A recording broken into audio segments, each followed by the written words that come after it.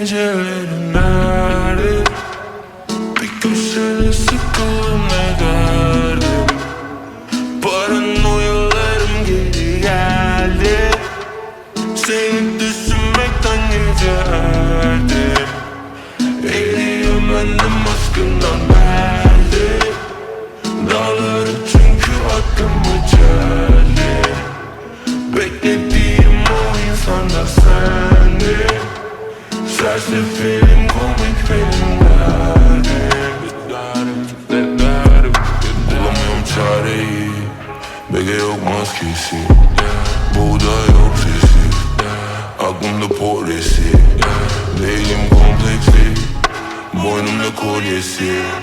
Özüyorum 15'i. Bostancı duman konseri ve bol kesimcinin üstünde var pek dekoltesi.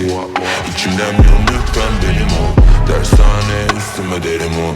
Anla artık seni seviyorum. Dolumlandık gitgide hep. Keşke demek zor ama seninle de. Hissettiğim tek gerçek şey bu şarkı mektubum aşkım nerede? Bir köşede sıkıldım ne derdim? Paranoyalarım geri geldi. Seni düşünmekten gecelerdim. Eriyen bendim aşkından derdi. Dağları çünkü aklımı çeldi. Beklediğim o insan da sendi. Sersefirim komik benim derdim.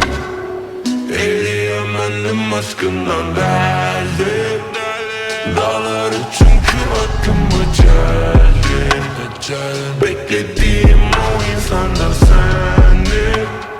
Sersefirim komik benim derdim.